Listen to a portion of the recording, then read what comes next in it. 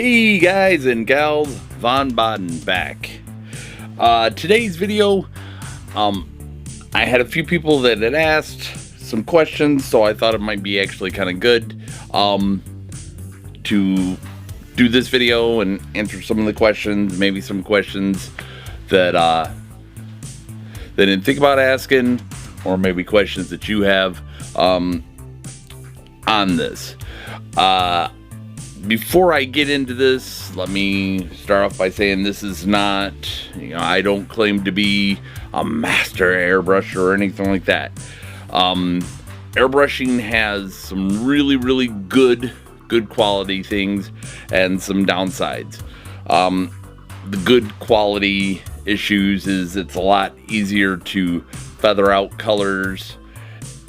In my opinion, it might not be in everyone's opinion, but in my opinion, it's a lot easier to feather out colors, which I'll show you what I'm talking about here in a little bit. But what I found in my own personal work, when you're painting and you got your brush and you do a line, or you're trying to create a break in between colors and stuff, it's either really dark, so it's like a really just solid line, or you just can't get the look that you're looking for out of it. So that's where, in my opinion, airbrushing comes in. So before I show you things, I will show you what I'm talking about with Mr. Jack in the Box, who's dead in the box. Now, all this blue veining is kind of very light, and as you get towards the edges, it kind of fades out. Same thing like around the eyes. Really dark, and then as you get further out, it kind of starts fading out. And the reason for that is, of course, and even around the wounds and whatnot, or the rot, shall we say, is due to airbrushing. Could it be done with paintbrushes? I'm sure it could. I've not mastered that skill. I'm not, once again, saying I'm a master of airbrushing either, but before I get too far gone on all that, I want to do this video and not make it 4 hours long. I went on Amazon, there we go, Amazon, to find this kit that had everything, and we'll start with some of the smaller things, and then we'll work to the brushes and whatnot. So, cool thing with this kit is it came with a color wheel that if there was a certain color, let's say you were looking for a smoky gray, I don't know if you can see that's smoky gray, it's telling you need orange and blue color. So that was kind of a cool thing to add in there. With this kit, I also got a box of colors in here. I got black, white, yellow, purple, red, green,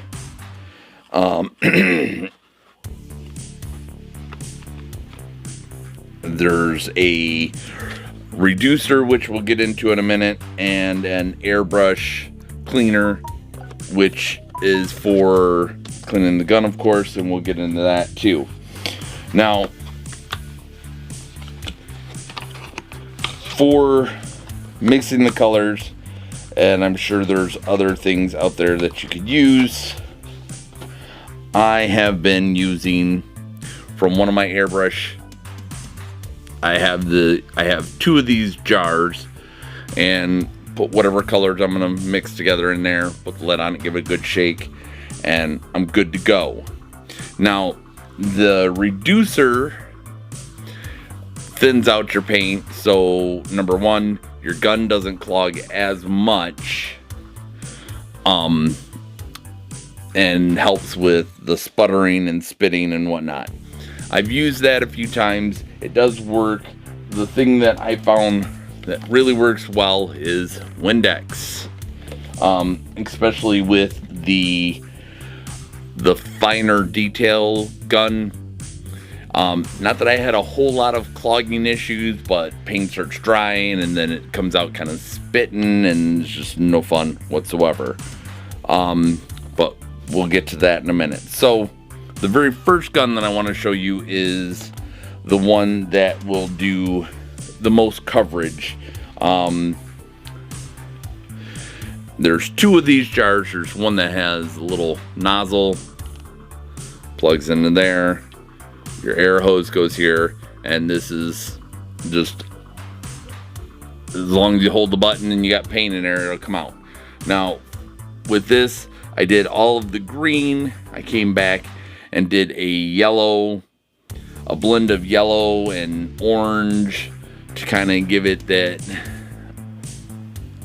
odd brownie looking color that came bleeding out there.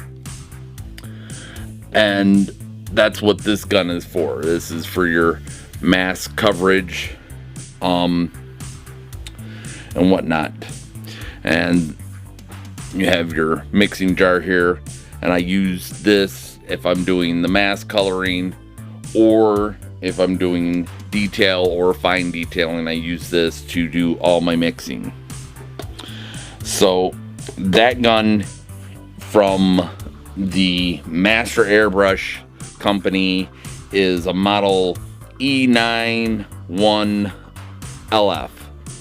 So moving on, this one is a detail brush, and this has a couple different things about it. You can push it down and that gives you just the air, and then as you tilt it back, release the paint. The more you tilt back, the more paint comes out. Now this is the gun that I use to, it also has a neat little lid that goes on it, but this is the brush that I use to do all of the blue veining that's all over this, to get those a little bit thicker but feathered out veins on it. Uses this gun, and the air hose screws onto the bottom of this. This comes with the tools that you will need to take it apart. There's plenty of videos on how to take it apart. It's not super hard to take them apart, but there's a lot of little pieces that you have to make sure that you get taken off, cleaned properly, and whatnot. So that is a model G22LF, and that is also from Master Airbrush. I know there's more expensive brands of airbrushes and whatnot. These were for someone who never gotten into airbrushing before, knew nothing about airbrushing. This is what I found and is working really well for me. So then you have this airbrush, which has got the little bowl there that you put the paint in. This is for finer detailing, and it also has that double action trigger. Air, as you go back, paint comes out.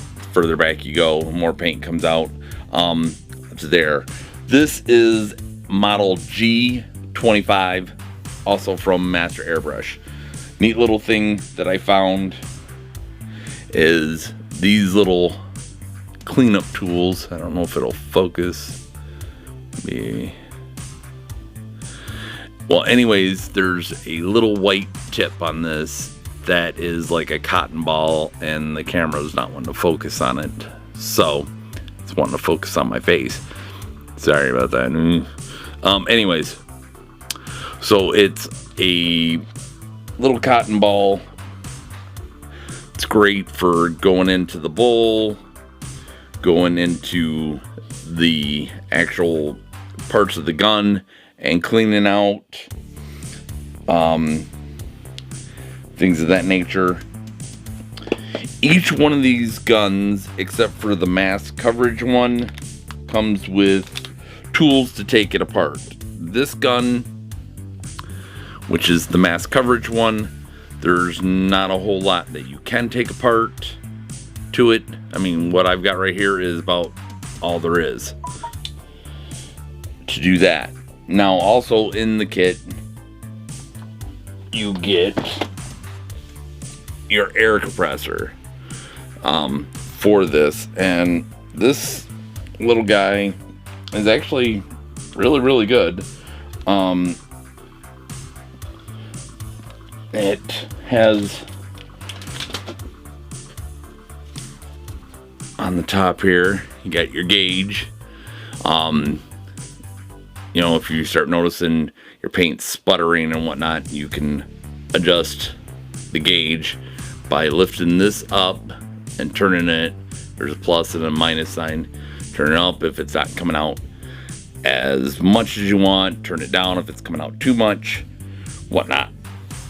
And then, of course, you hook up your little braided hose there, and that's that. I don't know if this is a model number TC-320 air compressor.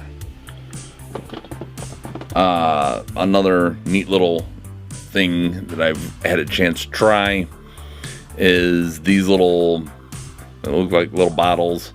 You mix your paint up. It's got a little fine detail needle. You can do whatever you're gonna do, writing or whatever, using that. Real good.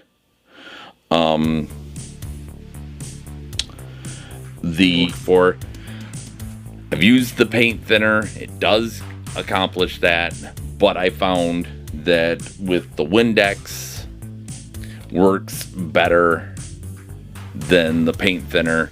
And I kind of do that on a 50-50 ratio between paint and the Windex. So hopefully I've answered some of the questions of what I'm using. You can get airbrushes from, I want to say there is airbrushes at like Harbor Freight. I know that I've seen them also in Hobby Lobby. Seen some airbrushing paint. I hadn't really looked around to see if they had guns too, but I've seen the paint at least at Joann's, and you can get all kinds of different colors of paint from there that are not too badly expensive, and you can come up with all kinds of neat little things. Color wise, they had an iridescent blue, which apparently I have in my other cart, but they have this pearlized, and it's kind of like a shimmery silver look to it. Kind of cool. She used for maybe making weapons or painting weapons and whatnot. Cool stuff there. This transparent red, deep red here that is all airbrush paint too. There is ways of using your normal acrylic paints in an airbrush gun, but there's some mixing, and I've not done that. So if this is your first time to the channel, hopefully you enjoyed this. Hit that subscribe button, and I will see you all on the next video. Thanks. Bye.